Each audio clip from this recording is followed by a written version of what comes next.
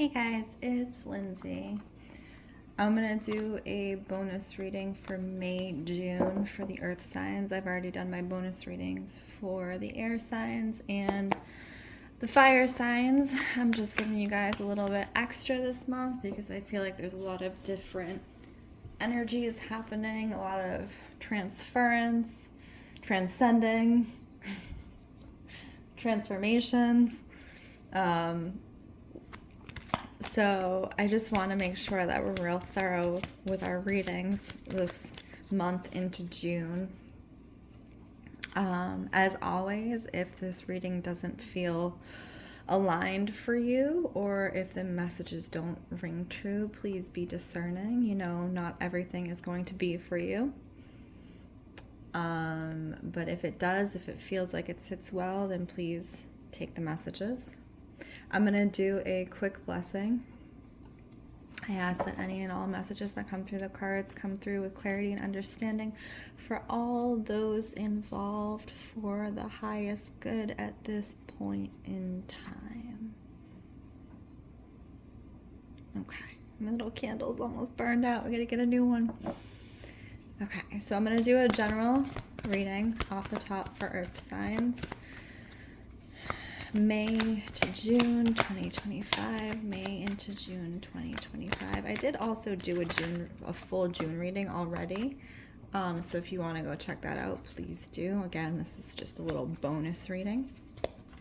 Let's see. Earth signs, May to June 2025. May to June 2025. I feel like we're going to end up getting a lot of bonus readings as the months go on because the energy just keeps coming and it doesn't stop, does it? Okay. Earth signs. Oh, God. Okay. So what's showing up for you guys is definitely this mental back and forth. So cups is representative of water. It's representative of thoughts and emotions. And you have this imagery right here. It's like one side and then the other side. So you're having this mental back and forth, earth signs. It's giving you anguish. So 10 of Swords is like internal anguish, internal thoughts. You see how she's being stabbed by all those swords? So it's like you don't know what to do about a certain situation, and so you're stuck. And you're stuck in this kind of mindset where you're just struggling against yourself, right? So what's showing up as the general message at this point is really kind of take a step back, take a breather, just sit with yourself, really.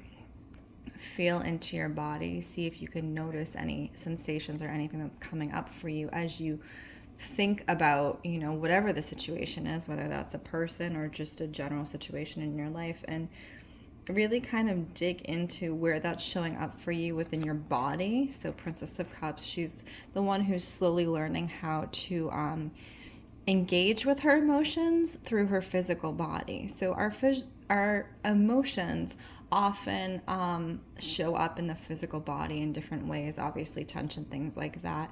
And so if we learn to recognize where our emotions are coming through in our physical body, we can kind of release that tension and kind of move through the emotions in a way that is more aligned for us.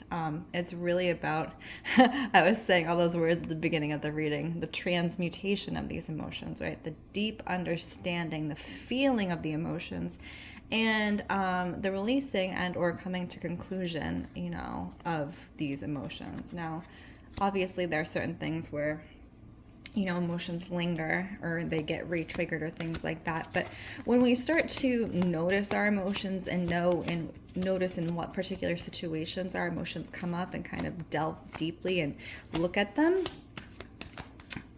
you start to learn how to not necessarily control your emotions, but just move through them in a way that, you know, is not so difficult. Because if you recognize where the emotions are originating from, where that sensation is originating from in your physical body, then you learn to kind of be in partnership to your emotions instead of letting them lead you about, right? So it's really about that partnership, you know, because your emotions are telling you something. They're telling you something important. It's just learning how to listen, right? Okay.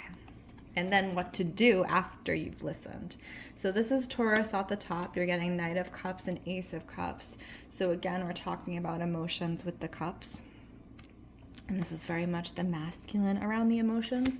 And then the Ace of Cups. So for Taurus in May to June 2025, I'm getting very much, well, boundaries around the emotions, but mainly boundaries with yourself around emotions and the way it's showing up.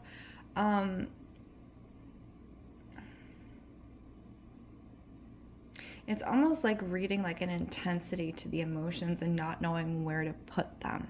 So you have the Ace of Cups, and that's like getting a hold of your emotions and understanding them, which is exactly what we were talking about in the general reading. But this is more for Taurus specifically, really getting into learning how to use your emotions to work for you in your life, right? So the ebb and flow, the natural ebb and flow of the emotions through the day to day is going to happen for everybody. And different things are going to trigger different emotions. And it really is up to us to, obviously, again, as I said, learn how to evaluate and use them to our advantage, or just allow them to flow freely through us. And I think for Taurus in particular, you know, as an earth-based sign, one of the ways that you often work through your emotions is through the physical body, right? So here's the thing. If you're always coming at it from that angle, just like Aquarius, you know, always comes at it from the logical or the mind point, you're not utilizing the other ways that are open to you.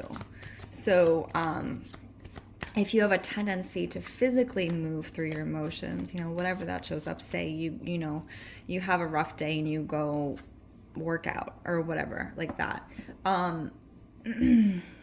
It's almost like this opportunity to try it from another angle, right? So instead, I think I've said this to Taurus before too. So instead of, yeah, maybe go work out if that helps you feel better, but like also journal, you know, try something, try to come at it from a different angle, something that you normally wouldn't, because I feel like there's a lot to be learned there. And if you don't know how to come at it from a different angle, you know, watch those around you, you know, who you admire and who handle their emotions well, and just kind of be like, hey, what do you do when you're feeling overwhelmed with your emotions? What is your kind of outlet? You know, I'd be interested to hear from you, because Taurus is also getting this hanging period. So I feel like you guys are in, again, we're starting with the T words. I was so right off the beginning.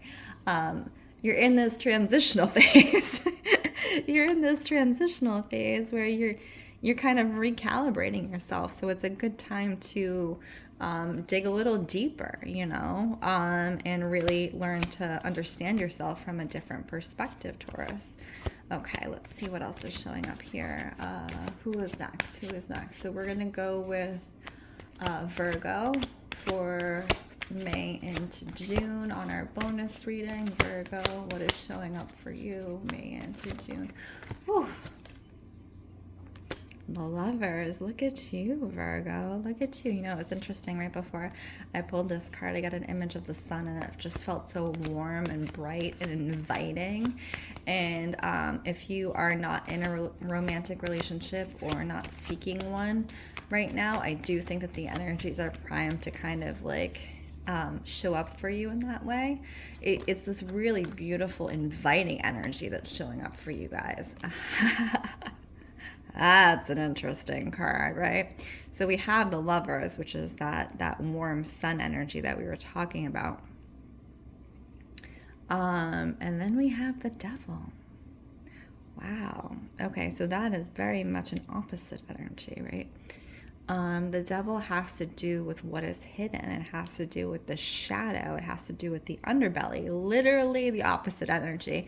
The only other card that would truly be the opposite would be the Sun. But the Lovers and the Devil are very much in the same vein, because the Devil has to do with the singularity, you know. So a lot of this kind of head work that's coming through with the Lovers for Virgo at this point is trying to negotiate around the singular mindset and move into a relationship mindset.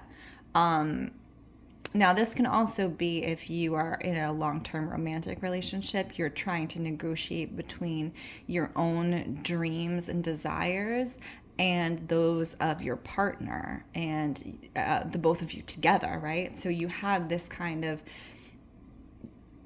sometimes it can end up being, difficult, obviously. It is difficult, to navigate that. And it's also, in a healthy relationship, you want to be supportive and open of yourself, and also supportive and open of your partner, and have them do the same of their dreams and desires. But it's like, what is the halfway point? What is the halfway? How do you manage that? Not only energetically and emotionally, but as a schedule, right? Like, how do you manage being two people together and one person by themselves? Because in many ways, it's easier to be one person by yourself because you have the drive and the desires, and you know what you want to get done, and it's like, I can just go straight down this road, right? So when you are with a partner, you have to navigate those together and check in with somebody. So you can't just, go off on your own adventure. You have to check in with somebody. And so that's this kind of energy. It's like not only checking in with yourself, Virgo, but it's very much checking in with your partner and be like, hey, where are you at? Where am I at? And where are we both at together? And that's really what's coming through for you guys. Okay, let's see what's coming up for Capricorn. Capricorn. I'm getting very wordy, I notice, and I'm wondering, let's see. So we're talking about getting in your own head, right? So when I start to get wordy, I start to stumble over those words. I use more words than I need to just describe a very simple concept. And here's the thing. Here's the fun thing. So, yeah.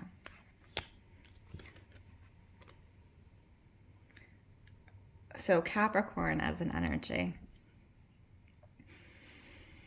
they tend to be very stable. They tend to have a schedule. They have a set goal, a set end list, things like this. But they also have this tendency to